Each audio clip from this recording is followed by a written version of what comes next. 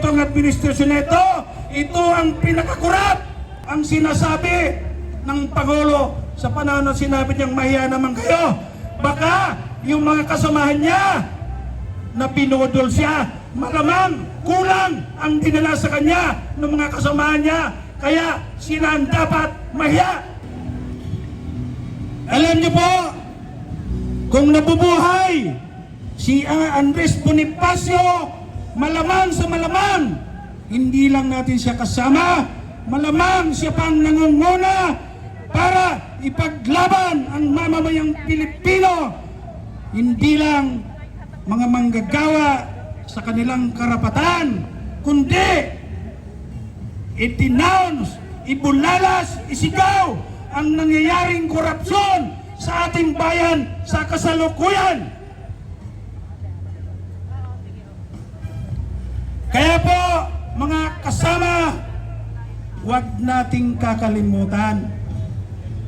Bukod sa kaarawan ni Bonifacio, nandito tayo parang ipaabot sa inyo sapagkat yung ibang mga kasamahan natin medyo may konting kalituhan pa. Ano ba? Sa kasaysayan ng Pilipinas, alam nyo, may edad na rin po ako eh. Marami ng administrasyon yung pinagdaanan ko at tuloy-tuloy na nakikipaglaban para sa manggagawa at sa mamamayang Pilipino. Pero itong administrasyon nito, ito ang pinakakurap. Napakakurap po. Kinakailangan magipaglaban tayo para sa karapatan ng manggagawa at sa mga Pilipino. Alam nyo ba, dahil dito sa krisis na ito, itong korupsyon sa flood control, no? Ang dami nating kasamang manggagawa na apektado, tanggal na sa trabaho sapagkat halos lahat ng kumpanya konektado sa construction ay lay-off na. Ang ibig sabihin yan, ilang daang libo na naman ang mawawalan ng trabaho. Yan ay malamang sa malamang sasama na roon sa araw-araw na umaalis sa Pilipinas nangingibang bayan para maganap ng trabaho na ayon sa datos mga kasama, umaabot ng 6,000 araw-araw ang nangingibang bansa para makapaganap ng trabaho sapagkat dito wala silang oportunidad. Sa makatwid, malaki pa ang sakripisyong aharapin natin. Itong krisis nito sa flood control, kung matatandaan nyo, si BBM mismo may sabi. Anong sabi ni BBM? Nung alam niya na matutuklasan na ng mamamayang Pilipino ang napakalaking korupsyon, sinabi niya doon sa Suna, diba? Una, nagyabang.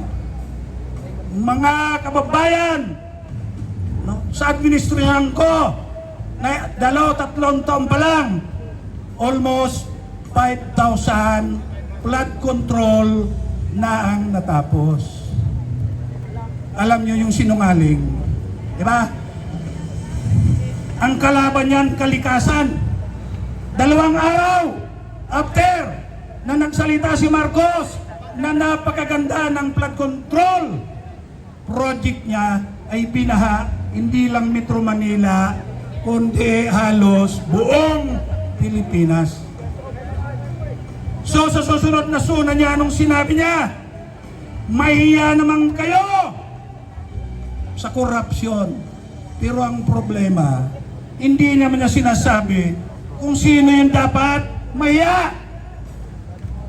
Ayon sa ngayon, yung mga nangyayari ngayon, batay sa aking pag-aaral, sa analysis ko, malamang sa malamang ang sinasabi ng Pangulo sa panahon na sinabi niyang mahiya naman kayo. Baka yung mga kasamahan niya na pinudol siya, malamang kulang ang dinala sa kanya ng mga kasamahan niya, kaya sila ang dapat mahiya. Kulang. Ayan, kulang. Kaya, hindi na ako magtatagal sapagkat may magsasalita pa mainit kanina, mamaya lalakad pa tayo at magkakaroon tayo ng organized dispersal. Alam naman natin na yung mga nandito ngayon ay organisado po yan. No? Oh. Bantayan natin ang ranggo natin. Oh. Bago ako magtapos, nagpapasalamat ako, lalong-lalo na yung mga galing sa probinsya. Yung mga galing sa Bataan, galing Batangas, Cavite, at mga karatig lalawigan ng NCR. At lalong-lalo na yung mga galing sa Mindanao. Kaya mga kasama, itong korupsyon na ito, hindi natin tatantanan. May kasabihan, marahil hindi tayo gaanong kalakihan ngayon. Diba? May kasabihan mga kasama, na sa 1,000 milyang pakikipaglaban, nag-uumpisa sa unang hakbang. Ito, marahil, unang hakbang pa lang natin.